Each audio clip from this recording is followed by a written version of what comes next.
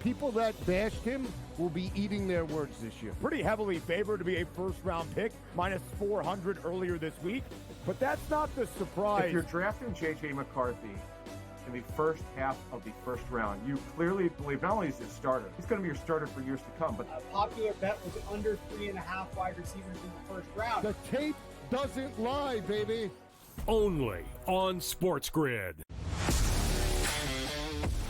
So I turned it off. I got my sweat done, and I'm leaving. I'm taking my money. I'm going home, and I don't want to talk to you the rest. Oh, yes! There it is. 6-3. Catch the over. The over is hit. The Padres are our heroes. That's yes! how we end the show. That's how we end the show. Oh, what? Let's just sign off. Let's just call it a show. In-game Pharrell coast to coast. Only on SportsGrid. To the 2024 Stanley Cup odds, the Hurricanes remain the favorite, followed by the Panthers and the Rangers. Interesting that they all are coming from the similar side of the bracket. While the Oilers have the top-end talent, I still don't think they have enough depth, and Stuart Skinner does not scare me in that. So I will take a long series from the Oilers and the Kings, and ultimately I think the Stars are the ones coming out of the West for the Stanley Cup. The early line. Only on SportsGrid. The Philadelphia 76ers, who are the second best team in this Eastern Conference by a mile when Joel Embiid is healthy. And that's just what they are. So now, if Giannis isn't available, the Bucks would be dogs in the series. He ain't sleeping on that air mattress anymore. He's got a regular king-size bed, a Posturepedic, what do they call it? A Sealy's, whatever they do, those things. He ready to roll. Denominating tonight. Game Time Decisions. Only on...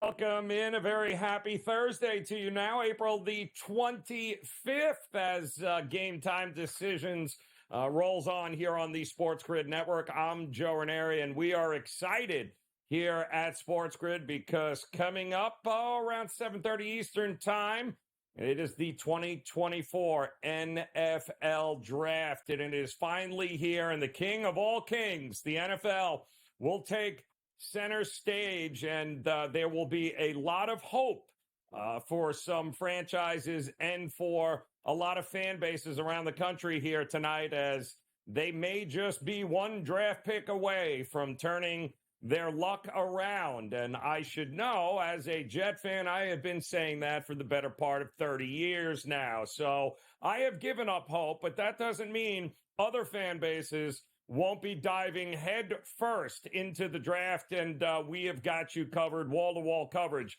beginning at 7:30 Eastern Time here on the SportsGrid Network. We'll have plenty coming up on the NFL Draft, but let's not forget, we still have some NBA playoff basketball game threes across the board beginning here tonight, and going to Orlando, the state of Florida, which will be game 3 between the Cleveland Cavaliers and the Orlando Magic. And boy, if you've had problems sleeping over the last week or so, might I suggest you turn this game on, and yep, you will pretty much yawn yourself right to sleep, as these two teams, kind of setting basketball back about 50 years. I would not anticipate a whole lot of great offense in this one, but you're going to get some effort here. And the Orlando Magic find themselves in a 2-0 hole, which is not great. They were not priced as if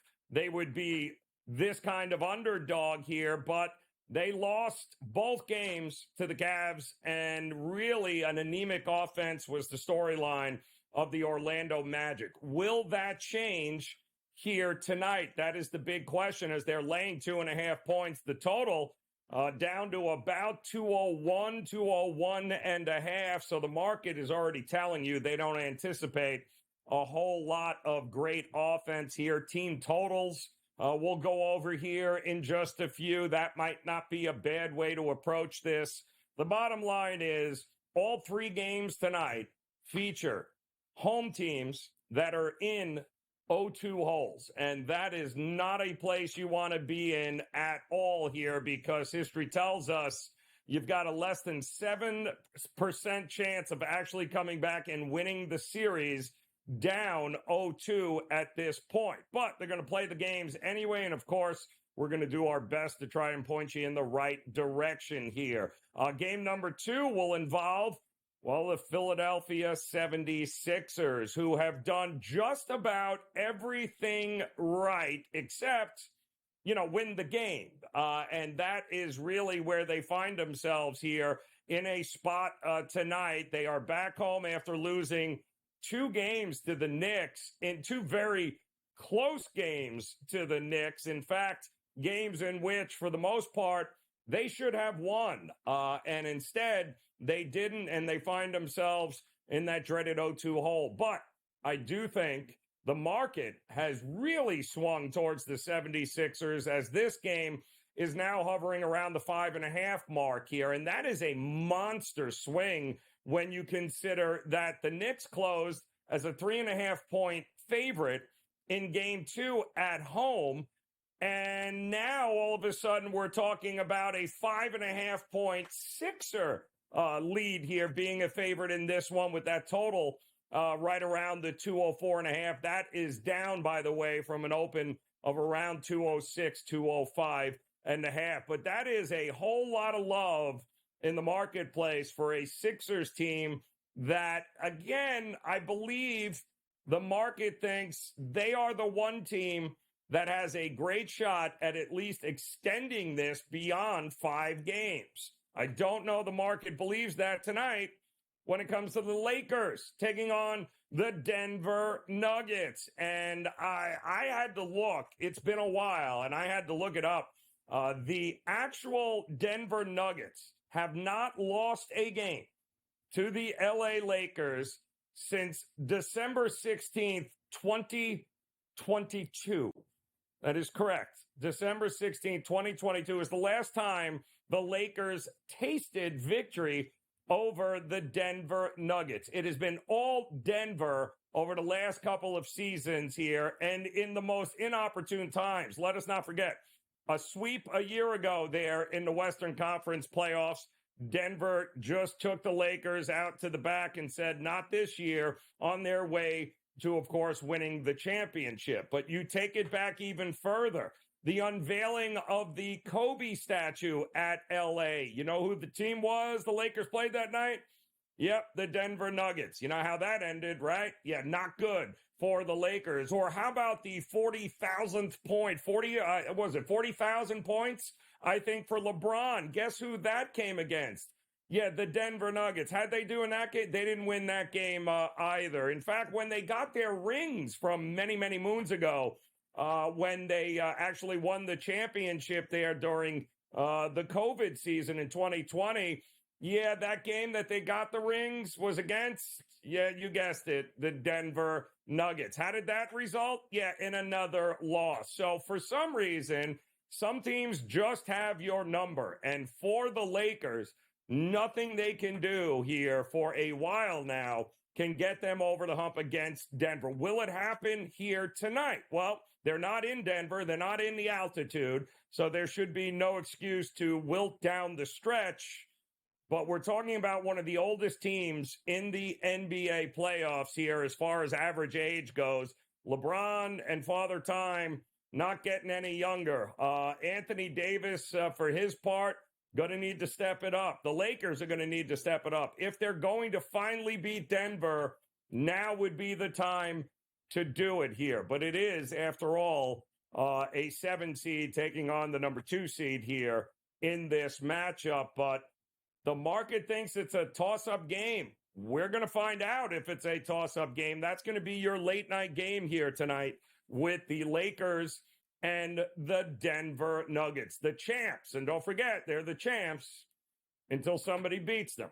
And in LA Lakers, well, they haven't beaten them since December 16th of 2022. If it ain't broke, people, let's not fix it. The NHL playoffs roll on here tonight. Just 2 games on the docket. And again, we find ourselves in a spot where both of the home teams find themselves in an 0-2 hole here. The Florida Panthers in Tampa. Straight up the west coast of Florida, they drove a great series thus far. Both games decided by 1 goal. Last game decided in overtime, won by the Panthers. So Tampa has certainly been in this series, but they're going to have to rely on Vasilevsky in goal here tonight at home. And we all know the history of Vasilevsky at home in Tampa. It has been nearly impossible to beat him.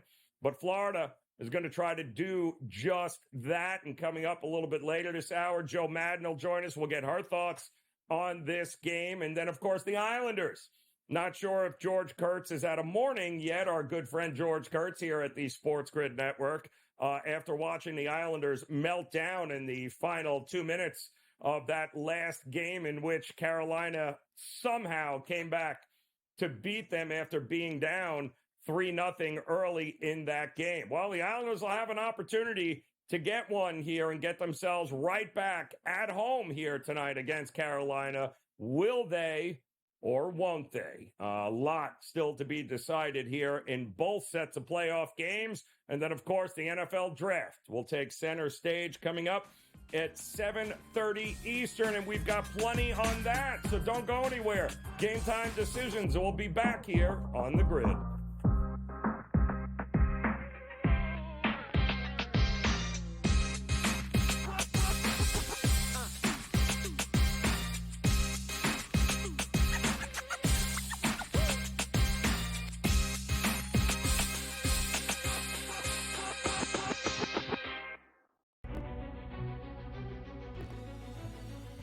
People that bashed him will be eating their words this year. Pretty heavily favored to be a first-round pick, minus 400 earlier this week.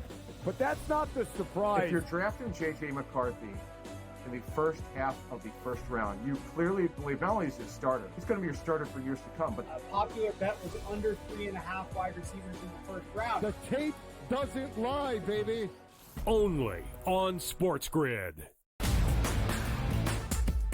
For the 2024 Stanley Cup odds, the Hurricanes remain the favorite, followed by the Panthers and the Rangers. Interesting that they all are coming from the similar side of the bracket. While the Oilers have the top-end talent, I still don't think they have enough depth, and Stuart Skinner does not scare me in net. So I will take a long series from the Oilers and the Kings, and ultimately I think the Stars are the ones coming out of the West for the Stanley Cup. The early line. Only on SportsGrid. It's when he swung it easy at three-quarter golf swings, and he pretty much hit his number all the time. Dude, but when he hit something full, he hit it 20 yards over the greens at times. He's like, what are you doing? He's just smiley, happy, and a freakish athlete golf robot that's going to be right there winning majors for the next 10-plus years. It's amazing. Did you say he was smiling or smiley? Only on SportsGrid.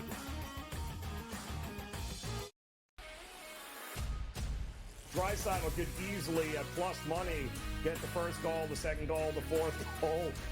There's a few guys here. Maybe the prop betting market is not a bad way to look here. Clippers over the Mavericks. If I would have told you that score before the game, knowing that Kawhi Leonard wasn't playing, I would have really figured it would have been the other way around. But the NBA is just crazy. In-game live, all access.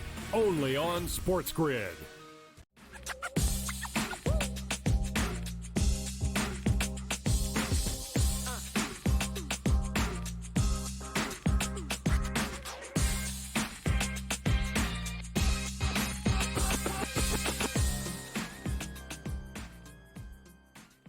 All right, welcome back in Game Time Decisions here on the SportsGrid Network. A lot going on across the sports betting landscape, including the 2024 NFL Draft. It is finally here, and yes, you can bet on the draft, and there's a lot of folks that do with a whole lot of success, and one of them joining us now, our good friend Mark Zinno in the house here, covers the Atlanta Falcons here, so he's got his finger on the pulse of how they're going to blow this draft here tonight, and he's going to tell you about it in a second. But, Zeno, we got a lot of quarterbacks here tonight.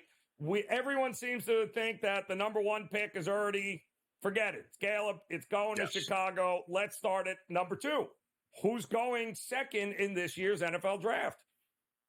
I mean, by all accounts, and at least if you follow the money here, it's going to be Jaden Daniels. Again, I've said this all week long. There's a lot of strong ties between the University of North Carolina and the Washington Commanders coaching staff. If you look at the names there, they all come from North Carolina. Where does Drake May go? Oh, yeah, it's North Carolina. So I won't totally discount it. He was the name that when the first, draft analysts started looking at, that Drake May to Washington was where it looked like it was going to go. Obviously, it's changed, and look, Jaden Daniels saying, or at least his representation saying he doesn't want to play for Washington doesn't prohibit them from drafting him. Just like Eli Manning didn't want to play for the San Diego Chargers, and he got drafted and traded after the fact. So, it's one of those deals where anything is possible here.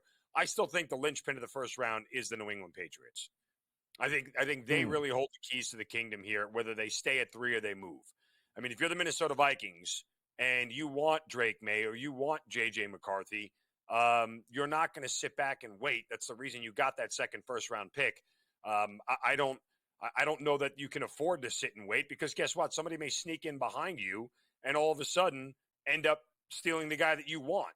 So if the Patriots are willing to trade out to a team, that's going to move the quarterback carousel a lot faster, because let's just say it goes Caleb Williams, Jaden Daniels, and then Drake May. Well, is anybody going to try to wait and see if the next guy they want, if it is McCarthy, falls to them? That's never the philosophy in drafting quarterbacks. You don't hope the franchise quarterback falls to you. That's just luck, and luck is not a drafting philosophy. I don't care what Kevin Costner in Draft Day told you. I never even saw that stupid movie. But beyond that, I'm just saying, like, if you see a quarterback you want, you go get him. Which leads me to a few other things here, especially when it comes to the amount of quarterbacks drafted in the first round, because I do think the run on quarterbacks is going to happen. You cannot go into an NFL season with this many quarterbacks in the draft, right? You can't go and be like, well, if it doesn't work out, I'm going to go get Joe Flacco off the couch. That is not a level of success in the NFL. So having said that, we got Daniels. So who else here? I mean, let's talk about these quarterbacks here, especially McCarthy, who's gotten a whole lot of love. 6'3", 220. He's your prototypical looking NFL pro-style quarterback, and yet some people have him maybe not even in the first round here. What is your take on him? My take is that I remember what people said about Josh Allen right when he was drafted by the Bills at 6th overall. Oh, he's just a strong arm. Oh, he's inaccurate. Oh, he can't play. He's barely a first-round talent. He got way over. I remember all those things. And for my money, Josh Allen's the best quarterback in football. I mean, if not one, he's probably 2 or 3. So, you got to put a lot of that away. I think when it comes down to it for J.J. McCarthy, like every single one of these quarterbacks, it's about the system, the fit, the coaching, and the player development of everything else. Go back to Josh Rosen. Remember the quarterback draft of, was it 18 when all 5 of those guys went? With Lamar going last at the back end of the first round? If he goes somewhere other than Arizona, is he better? We don't know the answer to that, but what I do know is that Arizona hasn't done a very good job of developing quarterbacks.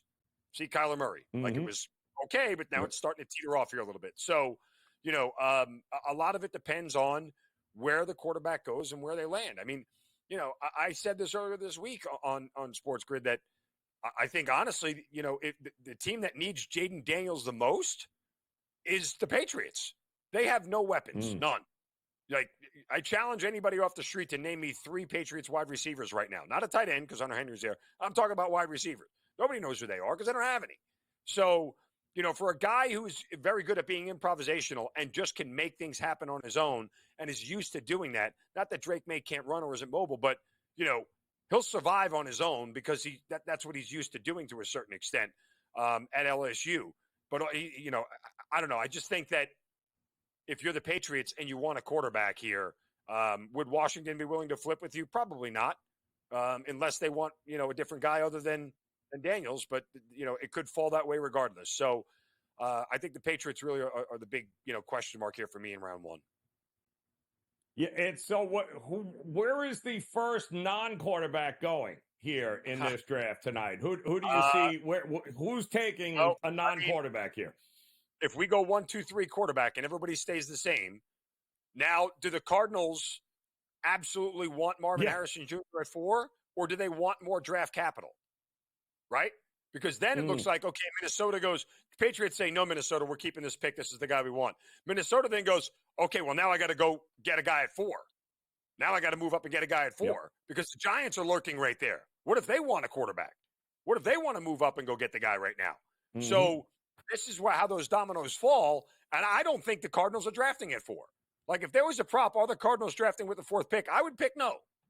I think absolutely if quarterbacks go 1, 2, 3, then guess what? I think the next quarterback is going 4th. Because could be if it a doesn't run go 4th, on QBs. yeah, I mean, that's the one scenario I see. And if Marvin Harrison falls to 5, there should be a dozen phone calls to the Chargers going, okay, that's the guy I want. That's the guy I want right now. I want him right now. Like, if there was one sure thing in this draft, I feel like Marvin Harrison is the one sure thing in this draft that in 5 years, that dude is signing a massive extension, and the team he's playing with is a very good offensive team. Yep. We got actually a couple of pretty solid bets here coming up for you in the draft. We'll bring Zeno back. We got NBA picks here with the 3 games tonight. It's kind of hard to believe. We've got NFL draft, and it'll be here before you know it this season, but plenty to get to, so come back and join us. Game Time Decisions here on the Grid.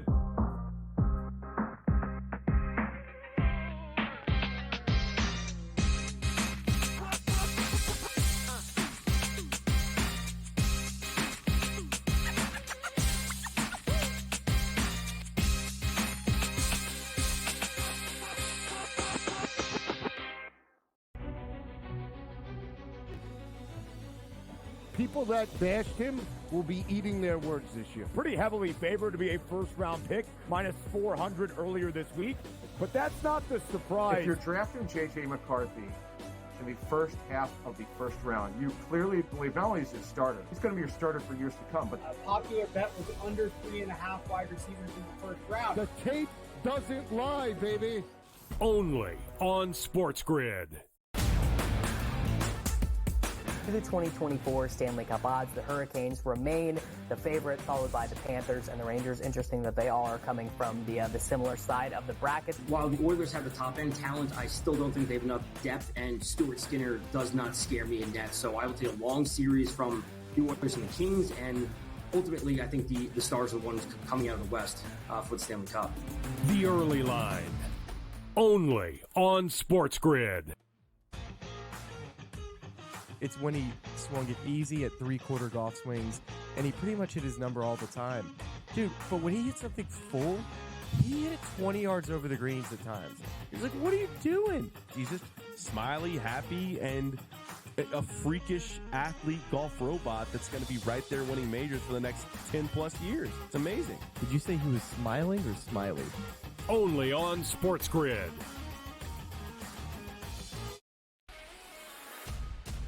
Draisaitl could easily, at plus money, get the first goal, the second goal, the fourth goal.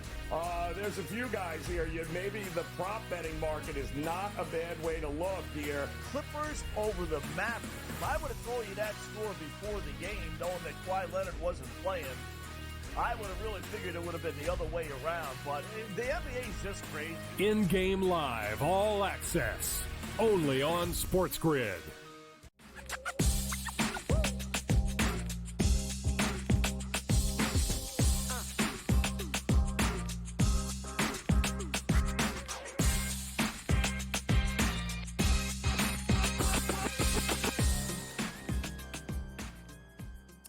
Welcome back in Game Time Decisions here on the SportsGrid Network. I'm Joe Raineri, joined by Mark Zeno here for another segment. Still much to get to, including a couple of NBA games here tonight, do or die spots. All the home teams down 0-2. But to wrap up the NFL draft coming up here, Zin, give me a bet here that you're locked into for the draft tonight. That's interesting. You know, I would tend to think that Brock Bowers, his draft position would be over, I think it's 10.5 or 11.5, one or the other, right there around when the Jets pick. But I think it goes over. Yep. I think everybody has learned their lesson that drafting a tight end inside the top 10 is a foolish position, is a foolish thing to do. They don't change offenses. And if the Jets, for one moment, would like to not just do the most Jets thing possible, they would draft a offensive lineman instead of drafting Brock Bowers. Like Aaron Rodgers doesn't need Brock Bowers to absolutely execute the offense. He just does not. Okay? I mean, he made Robert Tonyan in Green Bay a viable and Mercedes Lewis viable targets. Like, let's not change this into something. You don't need an all-time tight end for Aaron Rodgers. So do the smart thing, draft an offensive lineman, and let him fall into the teens or into the early 20s where tight ends are supposed to go in the first round. I agree. And I'm on the over 4.5 quarterbacks in the first round. I think by the time we get to the end of the draft, all the quarterbacks, including Bo Nix and Michael Penix Jr., will be off the board at the end of the first round. So I'll go over the 4.5. And speaking of over, can the Philly team here, the Sixers tonight, get over finally on the Knicks? They feel like they're the one team that has done everything right except win the damn game. And speaking of Philly, by the way, this story just broke, we found out. How about Kelly Oubre loses to the Knicks as if that wasn't bad enough in game 2, and then immediately leaves the game and crashes his beloved Lamborghini after he ran the red light and collided with, of all things, a Hyundai Elantra. And what I wouldn't have done to been in that Elantra there, Zen, I would have enjoyed just getting smashed by a Lamborghini ridden by Kelly Oubre there, and I would have been still laying in the ground there calling for my insurance company. Unbelievable. What do you think we're going to get here tonight from Philly and the Knicks? Well, I'll tell you this. There is a team that's actually played better and lost both games, and that's the Lakers. But here's the thing for Philadelphia that, you know, is the issue. One, this is just way too big of a point swing. Like, I have a hard time believing it. We're seeing the Sixers now as a 5.5 point favorite. You're talking about a 10-point swing from game 2 to game 3. Like, if we give 2 or 3 points home court advantage, are we all of a sudden saying that 7 points is what Philadelphia? Like, I just don't see it. That's way too many points. And the other issue is that the Knicks have managed to win both games without their best player playing even close to his best basketball. Jalen Brunson averages 28.7 points per game on 47.9 shooting. In the first 2 games, he shot 29.2% from the field. That includes going 2 for 12 from 3. He averaged 23 points, but clearly he could still be better. He shot 40% against Philly during the 4 regular season games. He's at 29%. If he shoots 40% against Philly, forget the 49% he shoots for the year. If he shoots 40% against Philly, I don't think they can win the game. Like, the Knicks aren't even getting their best from their best player.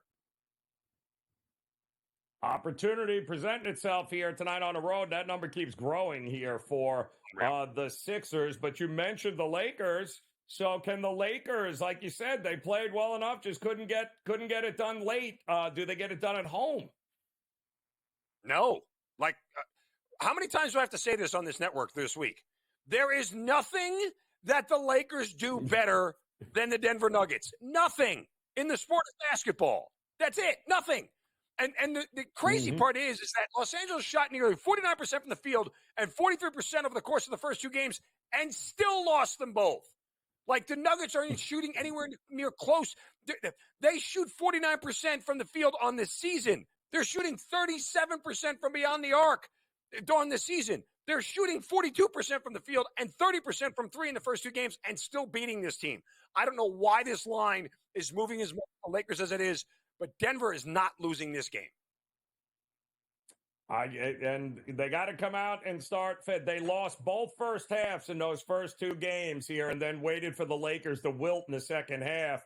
I think the Nuggets come out firing in this game. I don't think they're going to leave anything to question as they get ready for the second half. Zin, we appreciate it as always. Enjoy the draft here tonight. We'll be back here on Game Time Decisions.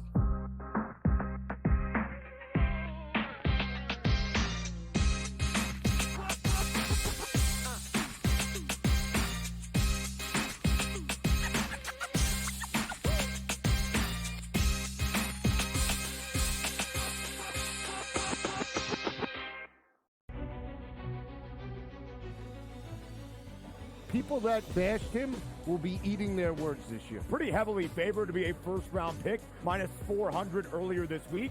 But that's not the surprise. If you're drafting J.J. McCarthy in the first half of the first round, you clearly believe not only is he a starter, he's going to be your starter for years to come. But A popular bet was under 3.5 wide receivers in the first round. The tape doesn't lie, baby.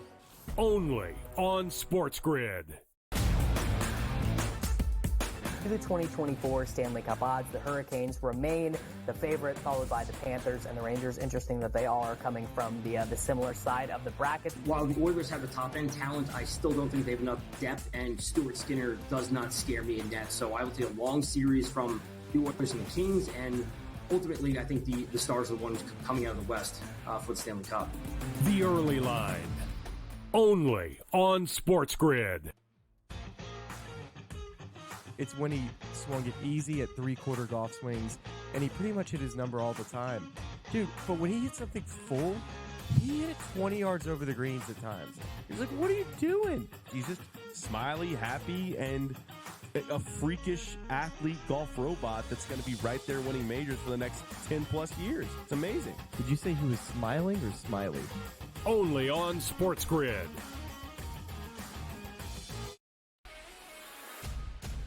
Draisaitl could easily, at plus money, get the first goal, the second goal, the fourth goal. There's a few guys here. Maybe the prop betting market is not a bad way to look here. Clippers over the Mavericks. I would have told you that score before the game, knowing that Kawhi Leonard wasn't playing. I would have really figured it would have been the other way around, but the NBA is just crazy. In-game live, all access. Only on SportsGrid.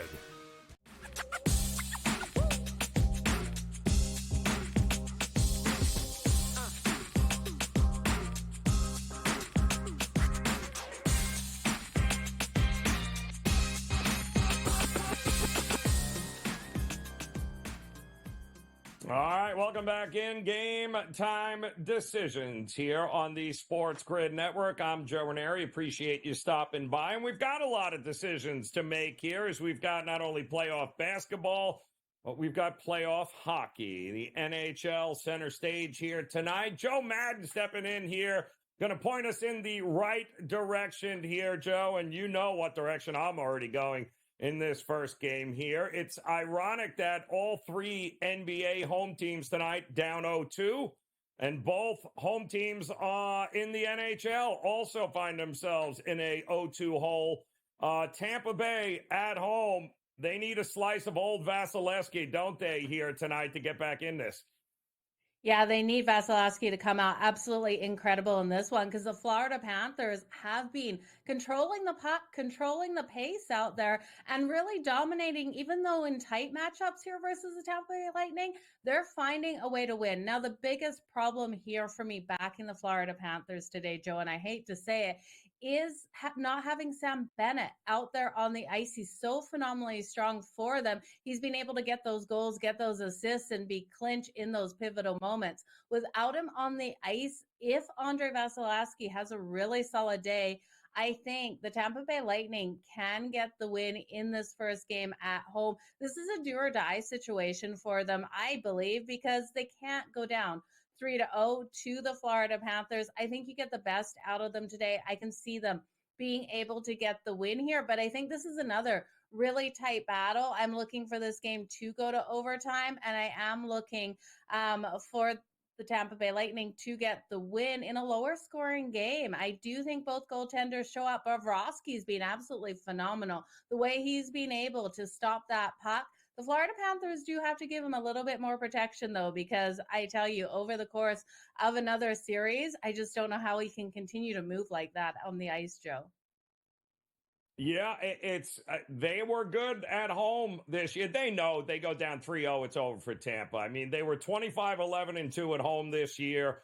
They were comfortable there, but this Panther team, it's amazing what 1 year of experience, right? That experience they went through last year, coming out firing, taking nothing for granted here. And what we get, 2-3-2 games and a overtime win there in the last one. I don't see a ton of goals in this one either here, Joe, do you?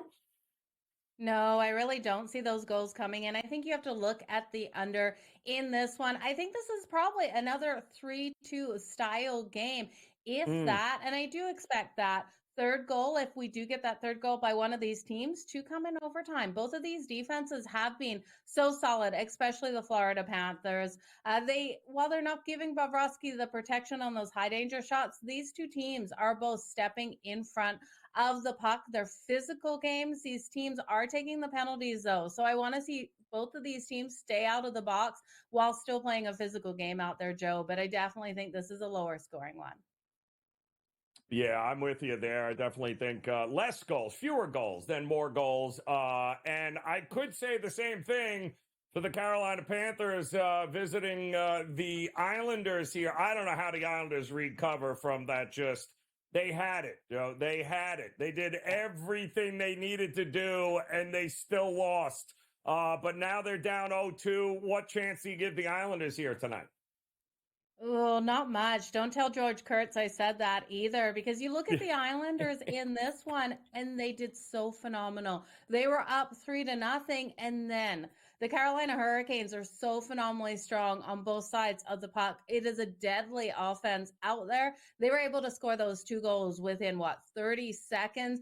It seemed like Varlamov was absolutely rattled. Now, good thing for Islander fans, Sorokin will be in net. He's been solid during playoffs in previous seasons versus the Carolina Hurricanes, even though they were recording those losses. He's got strong numbers. So I expect a lot of him in this one. And the Islanders returning back home, they have the opportunity of getting the win. But do I want to step in front of Carolina?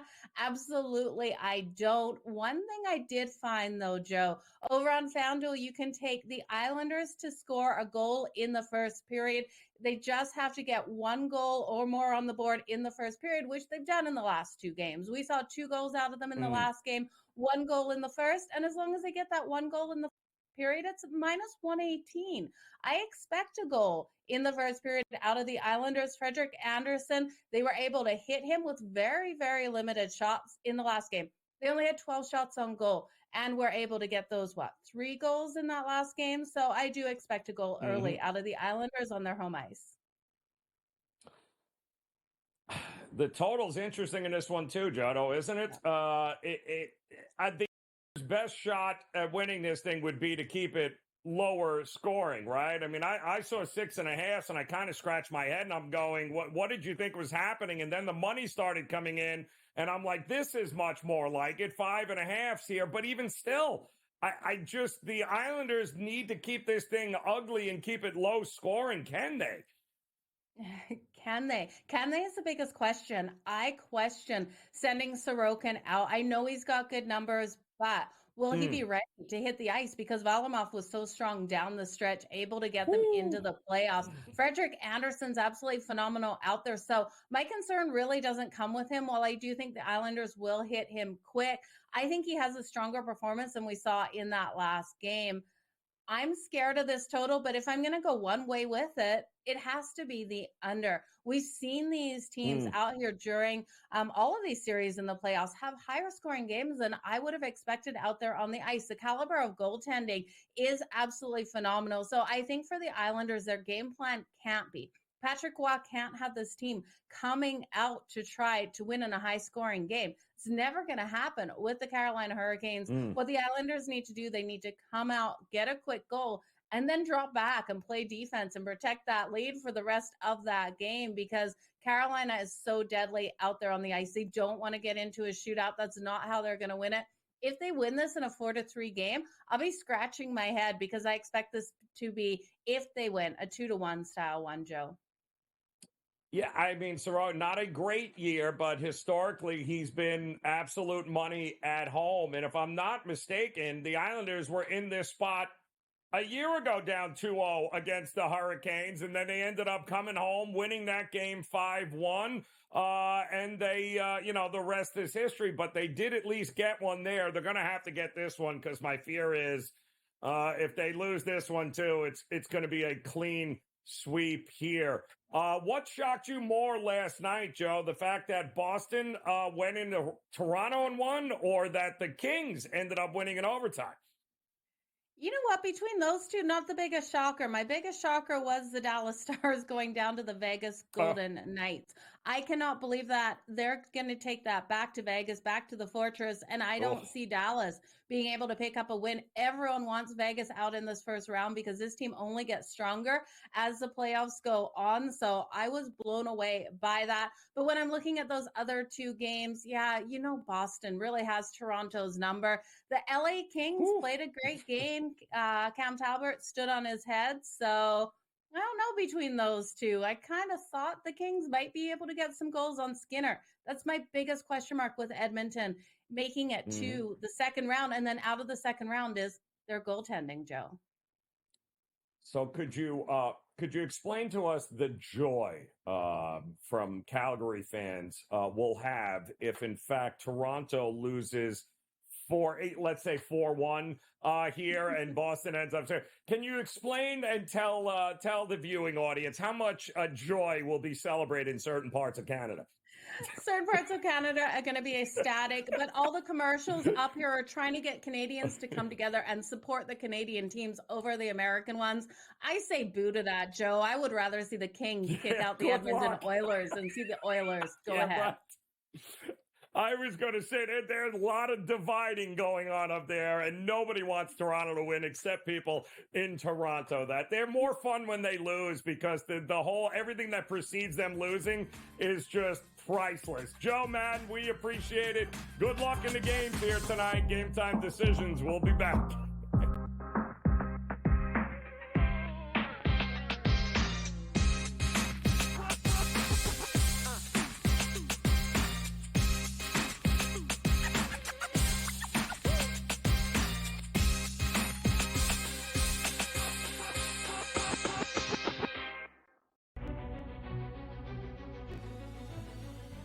People that bashed him will be eating their words this year. Pretty heavily favored to be a first-round pick, minus 400 earlier this week. But that's not the surprise. If you're drafting J.J. McCarthy in the first half of the first round, you clearly believe not only is he a starter, he's going to be your starter for years to come. But a popular bet was under 3.5 wide receivers in the first round. The tape doesn't lie, baby. Only on SportsGrid.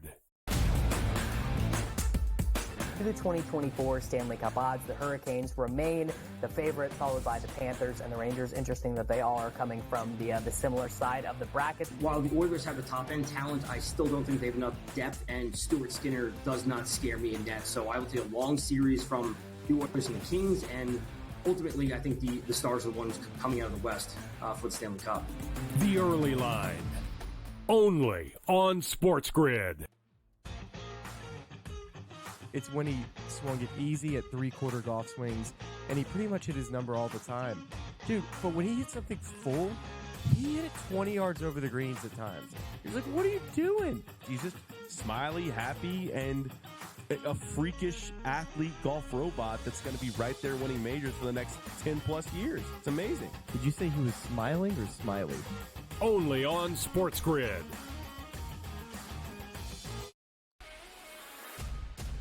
Draisaitl could easily, at plus money, get the first goal, the second goal, the fourth goal.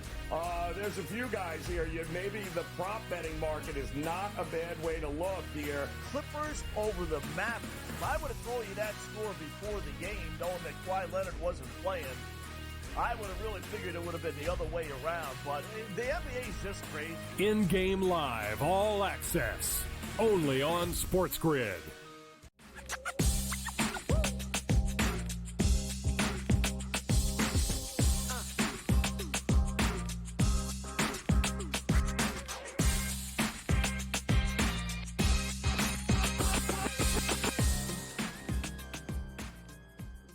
All right, welcome back in Game Time Decisions here on the SportsGrid Network. Getting ready, of course, for the 2024 NFL Draft. We've got plenty of coverage coming your way here. 7:30 Eastern Time. A very great and exciting live edition here of the draft coverage coming your way here on the SportsGrid Network. But until then, we got a lot else going on, including some golf here, and we don't often get a chance to talk about the Live tournament, but the Live Tour rather, but they got a tournament coming up starting in about, I don't know, a couple of hours here, and Brady Cannon will not be getting much sleep here tonight because he's going to be all over it, and he joins us here to talk about it. But before we get to the Live Tour, Zurich Classic, you and I talked yesterday, in fact, about some of the teams we would be looking at here. Anything shock you and surprise you at the leaderboard right now? Yeah, I tell you, maybe the biggest shocker, Joe, is Rory McIlroy and Shane Lowry. I expected this kind of to be a member guest, a get together between a couple of buddies and just kind of hit some golf shots and have some fun with this thing. But boy, they're out to a really red hot start. They're at 10 under par. I think they've got one hole left to play. Trying to find them here on my leaderboard. McIlroy, okay, they just finished up and they birdied it. So they are tied for the lead. 11 under par for McIlroy and Lowry. And they're now your in-game favorite, just 2-1. Their price prior to this thing kicking off was, in the neighborhood of maybe 8-1, but that has been trimmed in a big way. And certainly they're the biggest name at the top of the board. They are tied with three other teams, rather. Relative no names. Mark Hubbard's a decent player, always a ball striker that can never really hole a putt. Patton Kazire plays well on Bermuda surfaces. Aaron Rye and David Lipsky, not a bad pairing right there. Davis Thompson and Andrew Novak. I actually took a look at them, but I just wasn't sure. And I know some sharp people that took a stab with them. They're off to a great start at 10 under. Thomas Dietrich and Robert McIntyre, not necessarily surprising there. A good team. And then Cam Stewart, our colleague, he went with the other Canadian pairing, Corey Connors and Taylor Pendrith. They're off to a real good start at 9 under par. Both of those guys are very much ball strikers. I was just wondering if they'd be able to hole a putt, and apparently they did today. We'll see what happens tomorrow when they go to alternate shot. But my team's off to a pretty good start. I had the other Canadian duo of Nick Taylor and Adam Hadwin. They've got one hole left to play, a par 5. Hopefully they can birdie that and get to 9 under. Tom Hoagie and Maverick McNeely off to a decent start. Morikawa and Kitayama also decent at 6 under par. So a ton of golf here left, and I think you're going to have some random teams there at the top, probably all the way until the end. But I do expect the cream to rise to the top as well. So hopefully it'll be one of ours.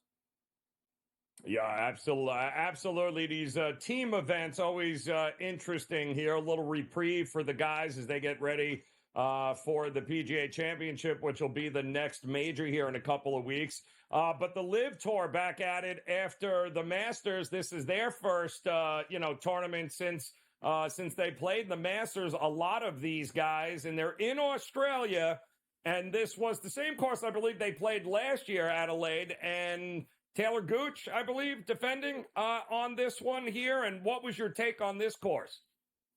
Yeah, I did not handicap this event last year, but I certainly dove in this year. And you're right, it is the second year. It's a real party atmosphere. They have a hole called the Watering Hole, which is very much like 16 at TPC Scottsdale here for the Phoenix Open. They do all that type of thing. So that ought to be fun. It's a very, very short course, less than 7,000 yards. It looks like it's going to be another birdie fest. Taylor Gooch opened up on Friday and Saturday last year with 2 rounds of 62 and then won it at 19 under par. And remember, that's only 54 holes. He shot 19 under par. So I think you want a guy that's going to make birdies.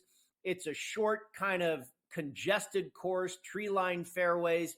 Driving accuracy is going to be more important than driving distance. And I kind of equated it to Harbor Town, where they played the RBC Heritage last week, also Colonial Country Club in Fort Worth, Texas, and then TPC Sawgrass. And I looked at guys that did well at those courses when they were on the PGA Tour and guys that make a lot of birdies and drive it accurately.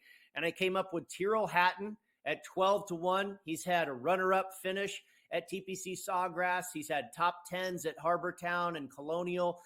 We know this guy is a world-class player. I think he'll be in the mix. Abraham Answer already has a win this year on the Live circuit about a month ago or so in Hong Kong. I took him at 25-1. Again, great finishes, including a runner-up at Harbortown at all the correlated courses, and in good form currently on the Live circuit.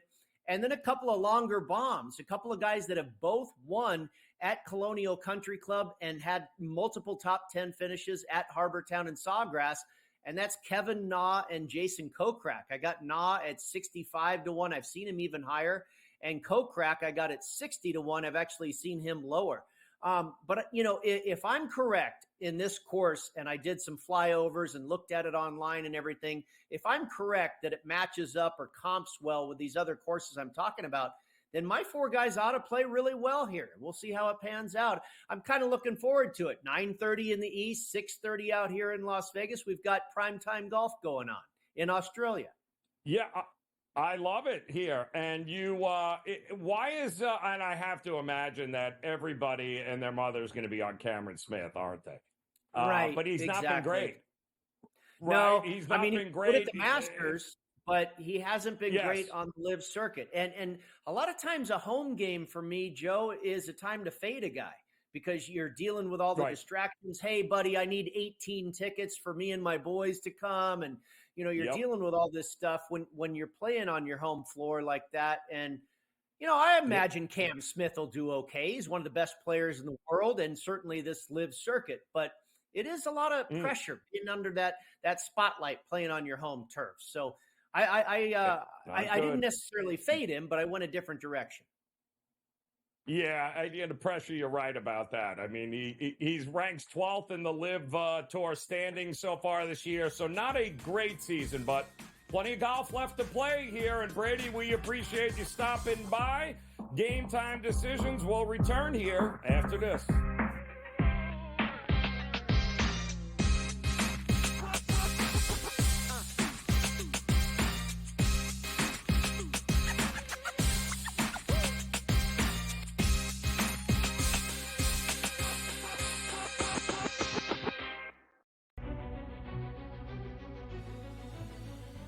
People that bashed him will be eating their words this year. Pretty heavily favored to be a first-round pick, minus 400 earlier this week.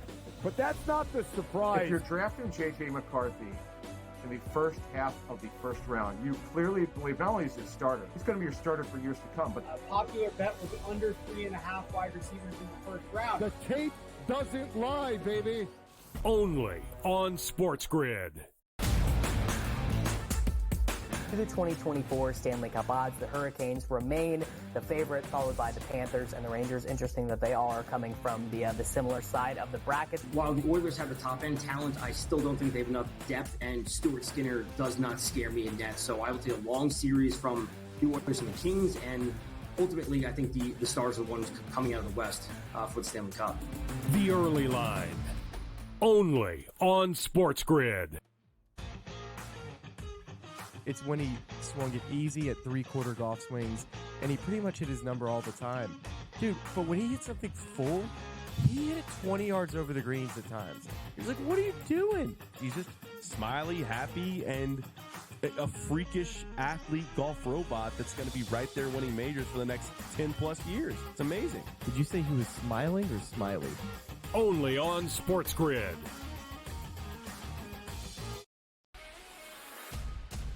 Draisaitl could easily, at plus money, get the first goal, the second goal, the fourth goal. There's a few guys here. Maybe the prop betting market is not a bad way to look here. Clippers over the Mavericks. If I would have told you that score before the game, knowing that Kawhi Leonard wasn't playing, I would have really figured it would have been the other way around. But the NBA is just crazy. In-game live, all access. Only on SportsGrid.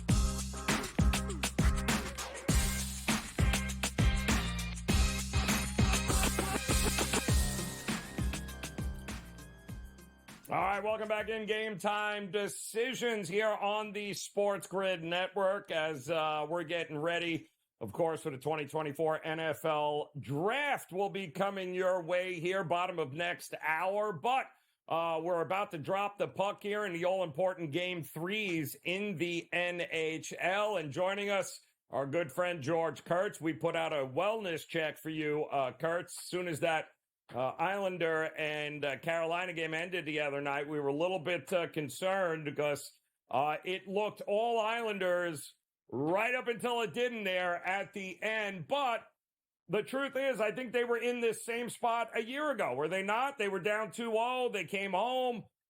They won that game. They got themselves back into it. It's not unthinkable to think that the Islanders can get one here with Sorokin in goal. Oh, no, it's certainly not unthinkable. I mean, yes, they did win last year. It's deja vu all over again, right? I don't think they're going to get swept in the series, so I do expect them to win one of these 2 home games. The problem is tonight's the must-win. We all know the numbers in the NHL. You go down 3-0, it's all over but the crying, right? It's done. What is it, 4-192? Something silly like that is the record there. So tonight is a must-win for the Islanders. It's a tale of 2 games, Joe. Really, Game 1 is the game the Islanders should have won. That's the game they really they outplayed Carolina there. Game 2, they may have had a 3-0 lead, but Carolina outplayed them badly. You can actually say it was a matter of time until the puck was going to go in and Carolina was going to find a way to get those goals. Will they outshoot the Islanders or outchance the Islanders? 110-29. 110-29. In Game 2, the Islanders didn't have their first shot on goal until about 6 minutes left in the first period. And then they went 33 minutes with 1 shot on goal. I mean, you think about it, that's 47 minutes of hockey with 2 shots on goal. That's not going to get it done.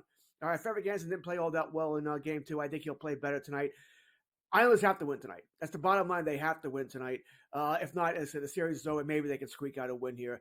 It's hard to bet on the Islanders, though. I'm on the under. That's where I feel more comfortable going here. Remember this series, by the way, we haven't really heard much from Sebastian Aho from the Carolina Hurricanes either. Their best player. If he wakes up, like I said, it's going to be a problem for the Islanders. I'm on the under. I feel more comfortable with that than the Islanders winning the game. It's so true, Kurt, because we haven't talked about him at all here yet. But with Varlamov probably a little shell-shocked after that last game, Sorokin in the past has been money in this spot at home. So we'll see if they can get it done here tonight and get back in this series. And listen, same thing for Vasilevsky in Tampa, right? You need a slice of the old unbeatable Vasilevsky at home like he has been for years there. They're going to have to do something here in order to be able to win this game tonight because you can't go down 3-0 against the Panthers and have any chance of coming back. No, same situation, right? They have to win tonight. The only difference is this series has been closer. I mean, boy, if Dumba puts – we also have that fantastic save that Bobrovsky made, right? The backhand thing where he just throws his arm out there. If Dumba puts that home, we might not get to overtime. We might not see Verhaeghe bury that the overtime goal here. So, it's amazing what one – I mean, that may be the save of the playoffs here, depending on how far Florida goes here. Because, like I said, Tampa would have won that game. It would have been 1-1, and here we are. They have home ice advantage here. So, like I said, massively important game time. This is another close one. I kind of lean towards Tampa Bay Game 1 at home. I think Florida still wins the series, but I think I had Florida in 7, so I expect this to be a long, long series, which pretty much means I expect Tampa to win the next 2 games here. But I will go with them tonight. We're not talking a heavy bet here. All right, nothing heavy here, but I am going to go with Tampa to win tonight. I am on a Kucherov anytime goal as well, by the way. I think he has to play a little bit better. I think he's been a little bit frustrated in the series. Because I think what Florida's going is sort of what the Rangers are doing to Ovechkin. Hey, Kreider, wherever AO goes, you go. I think Florida's doing the same thing. They're having someone assigned to Kucherov. Wherever he goes, you go. We'll play 4-on-4. We don't care. But wherever Kucherov goes, you go. Yeah, I would imagine same type of thing. I don't see a shootout in this one either, Kurtz, right? I mean, we've had 5 goals in both games. I don't see more than that here tonight, do you? No, I think the only way you're going to lose the under would be once you get the empty net goal. Right? I think Tampa, let's just say for giggles, Tampa's down 3-2. If they have a team down, they might pull that goalie a little early, right? Because they got to take more chances here. So I can see that happening here where we get we get nailed by the empty net goal and not in a good way here. So that'd be the only thing I'd be afraid of. I'm on the under in both games. I don't think we're going to have high-scoring games. This is not going to be Edmonton, LA, or Colorado, Winnipeg. I expect more, I don't want to say defensive game, but more of a normal, regular hockey game here. I said 3-2 does sound like the final scores for me. We just need to avoid the empty net goal. Going to have to check on what that prop might be for overtime because it feels like that's exactly where we're heading again here tonight. Maybe knotted up at 2 apiece heading into OT. Kurtz, enjoy those games. We appreciate it. Game Time Decisions. We'll be back after this.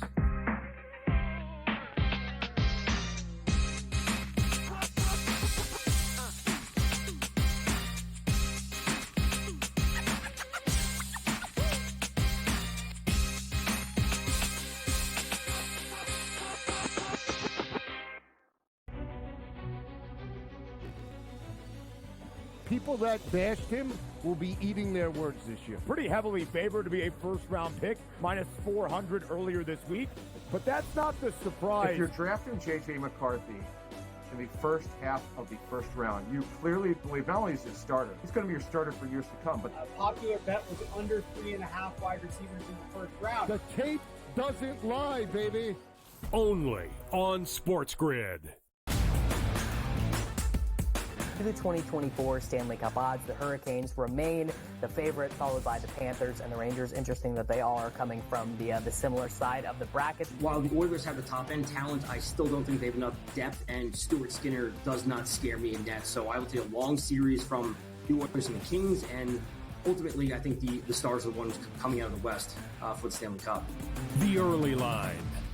Only on SportsGrid. It's when he swung it easy at three-quarter golf swings, and he pretty much hit his number all the time. Dude, but when he hit something full, he hit it 20 yards over the greens at times. He's like, what are you doing? He's just smiley, happy, and a freakish athlete golf robot that's going to be right there winning majors for the next 10-plus years. It's amazing. Did you say he was smiling or smiley? Only on SportsGrid.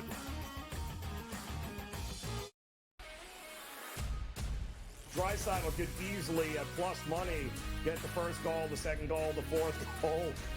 There's a few guys here. Maybe the prop betting market is not a bad way to look here. Clippers over the Mavericks. If I would have told you that score before the game, knowing that Kawhi Leonard wasn't playing, I would have really figured it would have been the other way around. But the NBA is just crazy. In-game live, all access. Only on SportsGrid.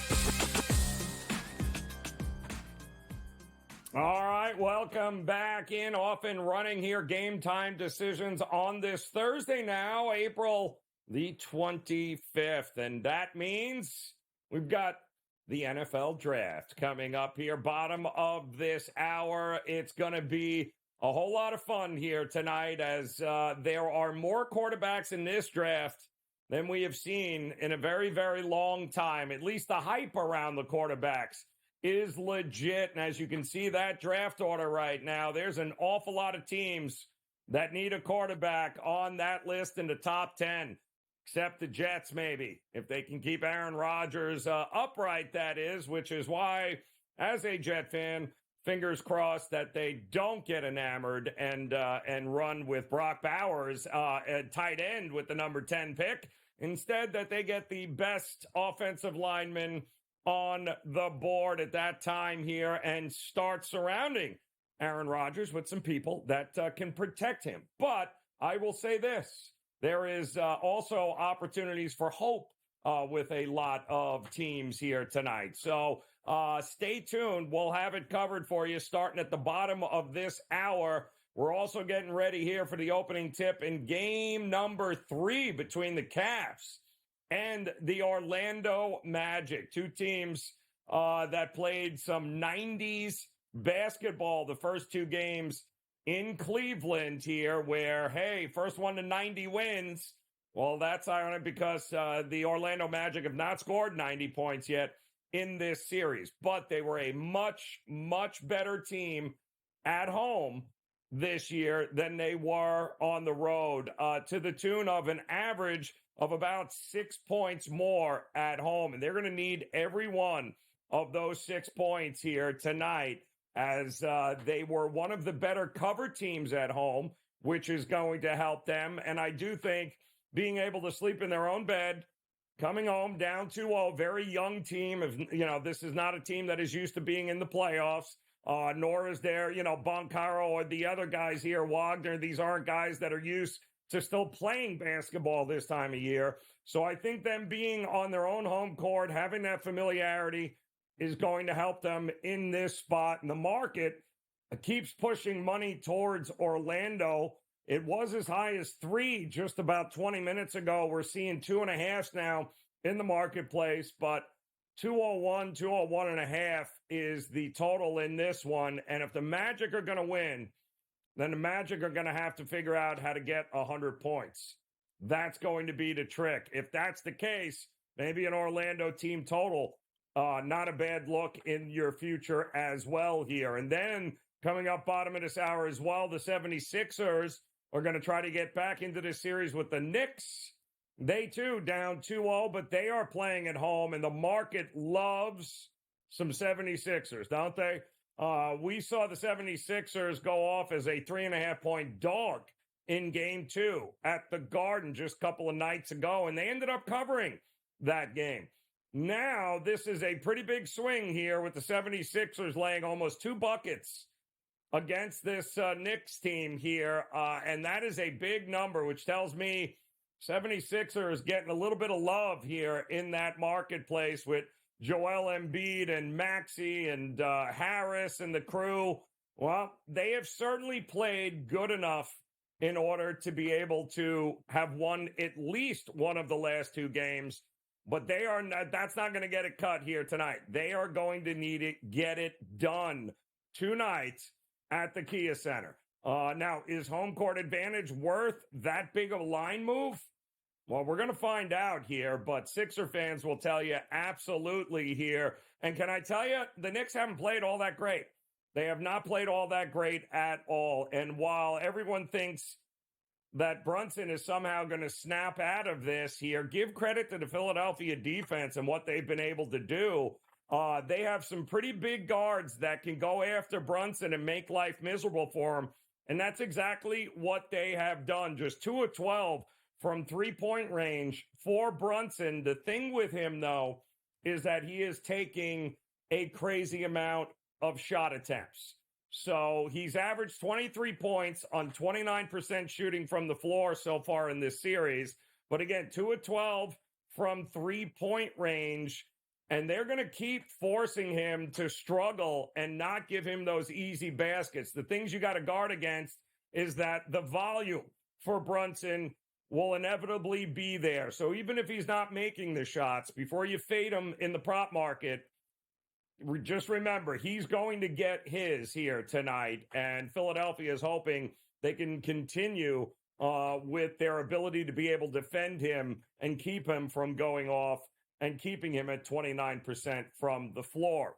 They're also going to need to do that to a few players in Denver if the Lakers are going to get back into their big game here tonight. Late game is going to be those Lakers taking on the Denver Nuggets, the champs.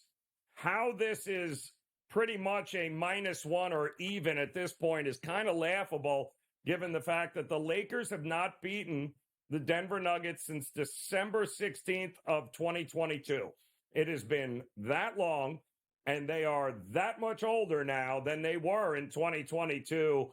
And I don't know why it is that we're pretending the Lakers are somehow gonna put it together because they're home and beat this team. There are just certain teams that have your number, not great matchups, and that's exactly, there's just too much of Denver. It's not a good matchup here for the Lakers. Congratulations. You ended up winning that play-in game, but your prize was taking on the Denver Nuggets, who you just can't beat. And that's exactly what they're facing here tonight. You go down 3-0 and 3 home teams tonight, and you've got 3 home teams that are down 0-2. The math turns out to be a little less than 7% opportunity for any of these home teams to come back and win this series.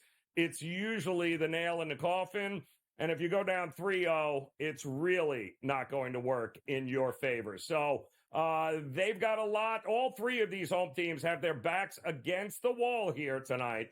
and we'll see if they can actually put it together and extend some of these series, because if you or somebody you know is holding tickets for, let's say, over 5.5 games in some of these series, then you're going to want these home teams to go ahead and show some fight here tonight. But it starts, I believe, we're already underway here in Orlando, as the Magic are going to try to do just that. And when I say do just that, I mean maybe score 90 points. I don't want to set the bar high for the Orlando Magic, but 90 points would be fantastic, Orlando. Team total 101.5, by the way, so that still wouldn't get it done.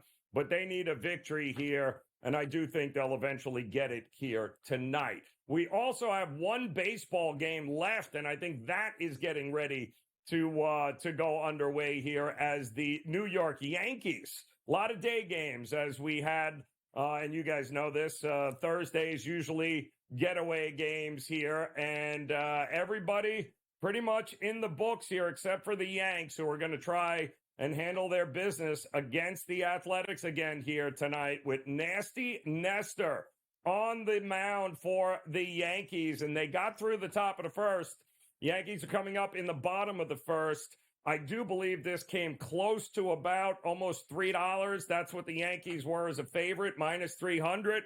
Don't know that I'd be running to the window to lay $3 with this Yankees team, but the A's are going to try to do their best here, maybe to sneak one more win out in this series. Nothing in that one. We'll keep you posted. And then, of course, we got the NFL draft coming up. How many quarterbacks will actually be taken in this year's first round of the NFL draft? Will it be over 4.5? Will it be under 4.5? Will they all go in the first round? Much still to be decided. We'll talk about it as Game Time Decisions continues here on the Grid.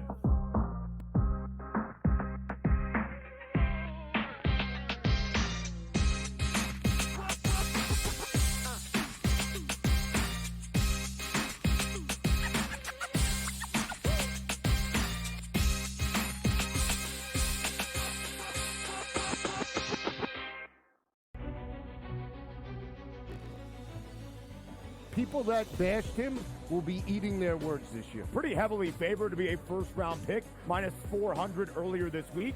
But that's not the surprise. If you're drafting J.J. McCarthy in the first half of the first round, you clearly believe not only is he a starter, he's going to be your starter for years to come. But a popular bet was under 3.5 wide receivers in the first round. The tape doesn't lie, baby. Only on SportsGrid. To the 2024 Stanley Cup odds, the Hurricanes remain the favorite, followed by the Panthers and the Rangers. Interesting that they all are coming from the similar side of the bracket. While the Oilers have the top-end talent, I still don't think they have enough depth, and Stuart Skinner does not scare me in net. So I will take a long series from the Oilers and the Kings, and ultimately I think the Stars are the ones coming out of the West for the Stanley Cup. The early line, only on SportsGrid. It's when he swung it easy at three-quarter golf swings, and he pretty much hit his number all the time. Dude, but when he hit something full, he hit it 20 yards over the greens at times. He's like, what are you doing? He's just smiley, happy, and a freakish athlete golf robot that's going to be right there winning majors for the next 10-plus years. It's amazing. Did you say he was smiling or smiley? Only on SportsGrid.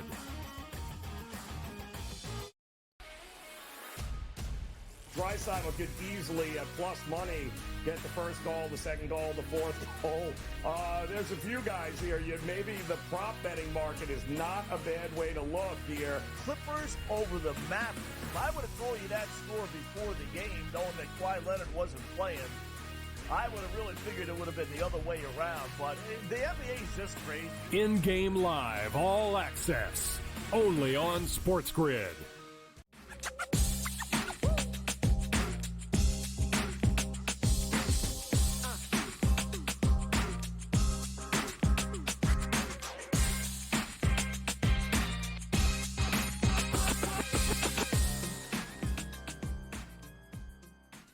All right, welcome back in here. Game Time Decisions on the Sports Grid Network. Off and running in the association right now. And so far, so good. The Orlando Magic have scored 9 points. You know, baby steps here, Orlando. Baby steps. Just need to get, 95 more, and we should be good to go. And Eric Lindquist stepping in here, and he knows that here as the Cavs are up 10-9 early on here. And it's ironic, Eric, because here we are, Game 3.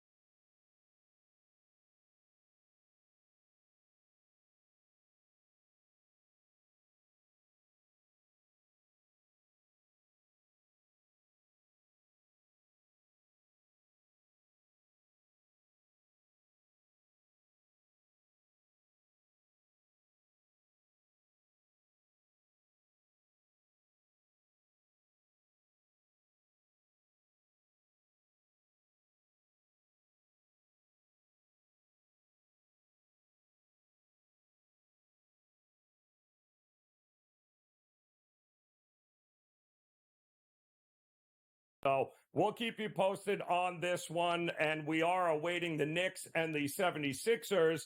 That game getting ready to tip off here at the bottom of the hour at the Wells Fargo, as I was told. I think that's what the kids call it these days here, Eric. But tell me here about this Knicks and Sixers.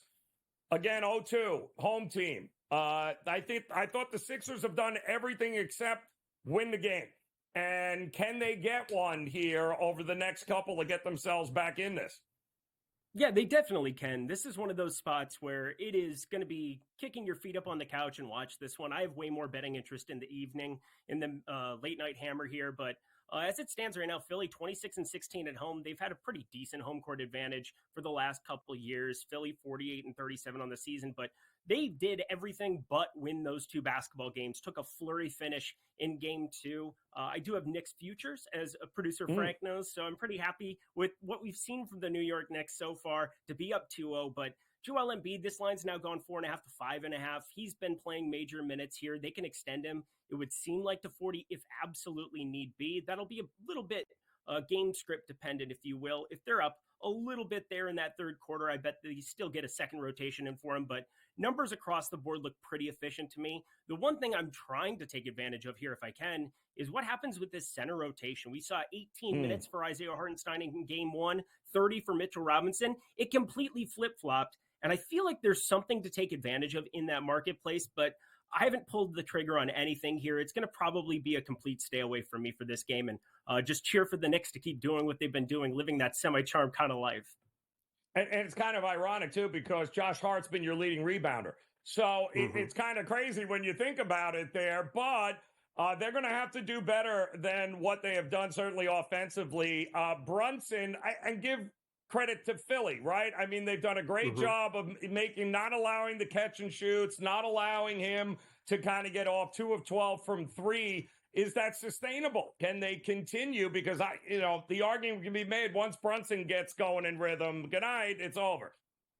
Yeah, I think this is kind of something we've seen with Julius Randle the last couple postseasons, but Jalen Brunson been playing massive minutes here the entire way. One thing that happens with the Knicks is that, with them playing 40 minutes for their starters, Tibbs has no regard for humanity for some of these main guys.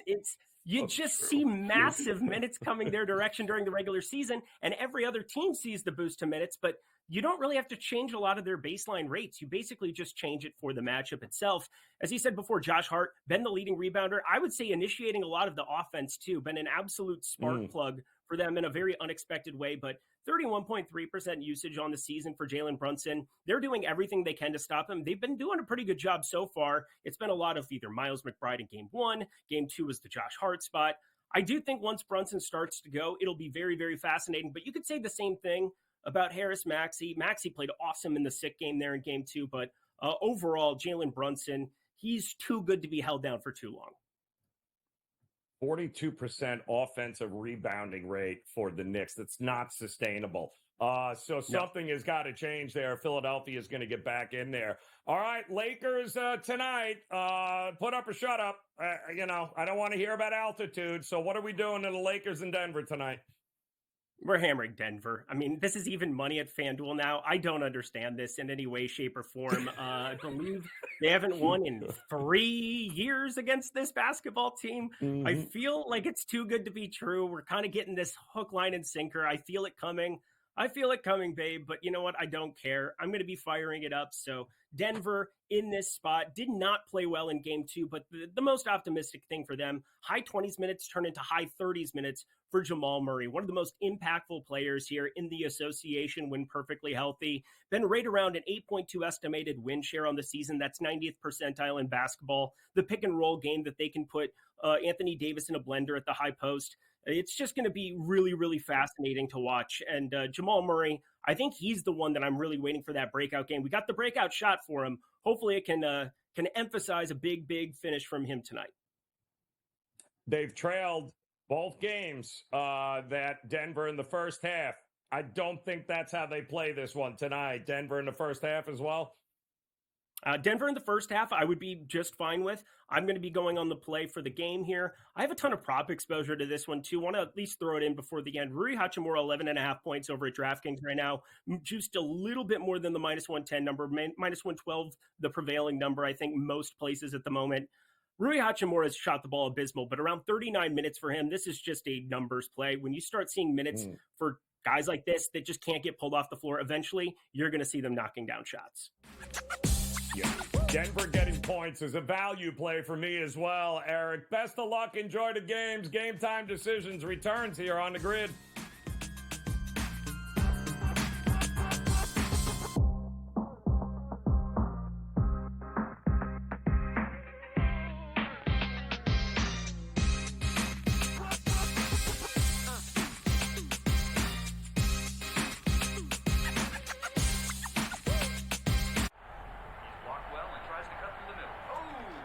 Your gut says Miami is going to win, and you should take the over. Your gut also said your NFT selfies would only go up in value. They didn't. But your head is on SportsGrid and knows the QB is in concussion protocol. The backup has a 45 QBR against the zone coverage. The New York D has the most sacks in the league. So yeah, trust your head. It's smarter to be on SportsGrid. Game Time had 35 in the first half, Cam. And then, of course, he did not have another point the rest of the game. Lillard's, it's playoff game time. This guy will show up. He will hit shots. Indiana, you better respond here because I'll tell you, that's a bad, bad, bad loss. We were wrong, Carver. Like, hey, I admit, I was on the Pelicans. This game, I lost. Pharrell Coast to Coast, only on SportsGrid. The 2024 Stanley Cup odds, the Hurricanes remain the favorite, followed by the Panthers and the Rangers. Interesting that they all are coming from the similar side of the bracket. While the Oilers have the top-end talent, I still don't think they have enough depth, and Stuart Skinner does not scare me in net. So I will take a long series from the Oilers and the Kings, and ultimately I think the Stars are the ones coming out of the West for the Stanley Cup. The early line, only on SportsGrid. The Philadelphia 76ers, who are the second best team in this Eastern Conference by a mile when Joel Embiid is healthy. And that's just what they are. So now, if Giannis isn't available, the Bucks would be dogs in the series. He ain't sleeping on that air mattress anymore. He's got a regular king-size bed, a Posturepedic, what do they call it? A Sealy's, whatever they do, those things. He ready to roll. Denominating tonight. Game Time Decisions, only on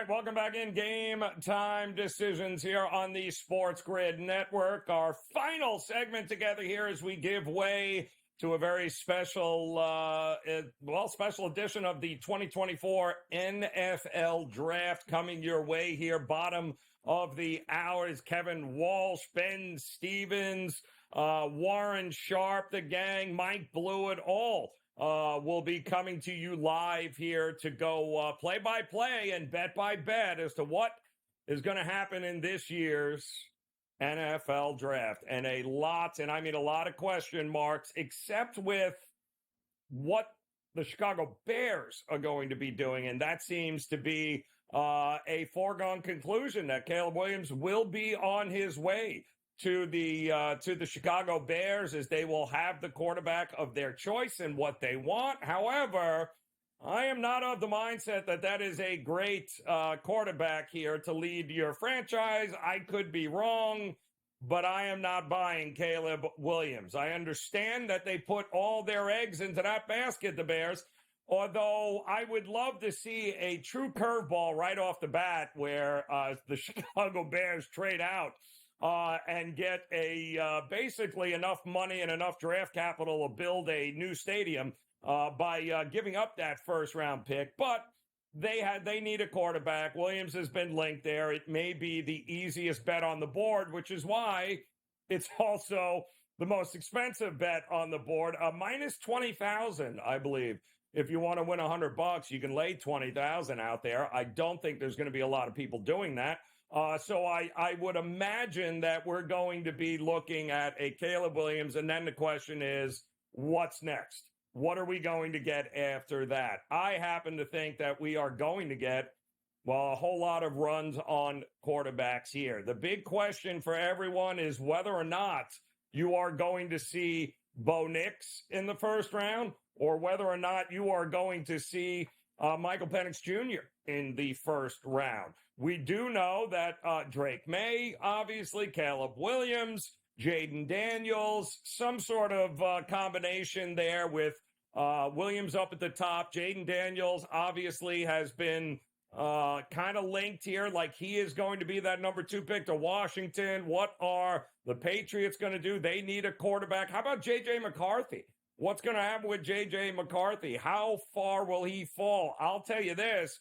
I do know there were a couple of bets available and probably still available where J.J. McCarthy, top 5, somebody will come up and get him to be a top 5 pick in this year's draft.